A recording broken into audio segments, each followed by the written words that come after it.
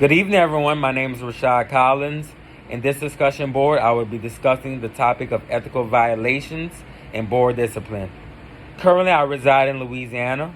Once I receive my master's, I do plan on getting licensed in Louisiana.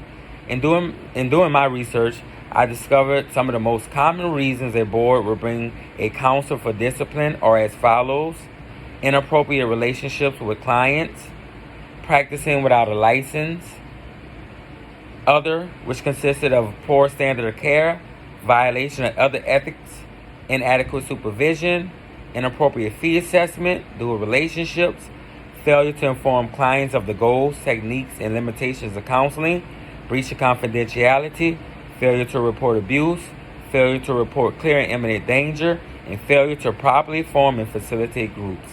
These were the most 9 common forms or reasons that I saw a board would bring a counselor for discipline.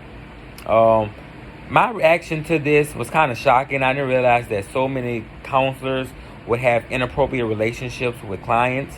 I kind of assumed that a lot of counselors would provide services without sometimes properly having a license, but it's really stunning and shocking to see so many people have inappropriate relationships with clients.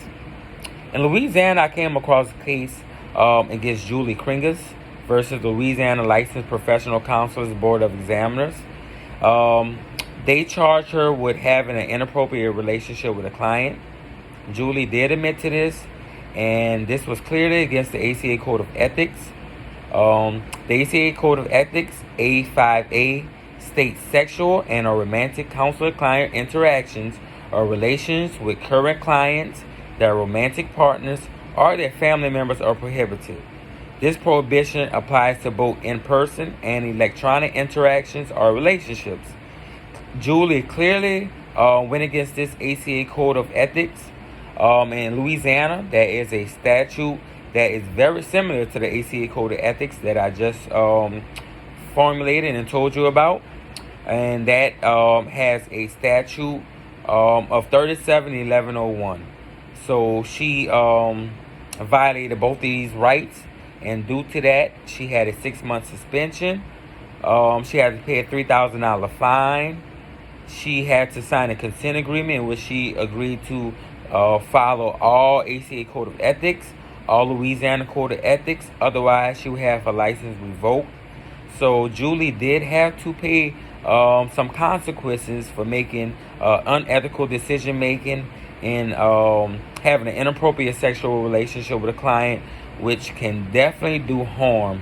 Having inappropriate sexual relationships with clients does not and will never benefit the client, which is why the ACA Code of Ethics created it. This rule, and as well as Louisiana Board of Examiners, created a statute that prohibits and bans this type of interaction because it's not beneficial to the counselor-client relationship. The ACA Code of Ethics also created a code about counselor impairment.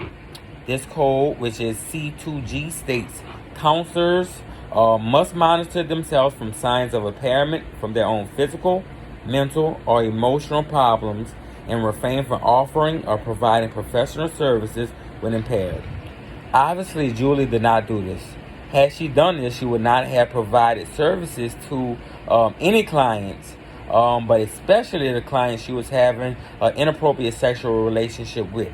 She should have took some time to regroup, maybe receive some counseling herself, speak to other licensed professionals, co-workers, consultants in the field about burnout, or if she had any questions in regards to the ACA Code of Ethics, she should have reached out to somebody. That was her duty and obligation that she had to do in order to make sure she was refraining within the law and refraining to make sure she operates correctly within a license.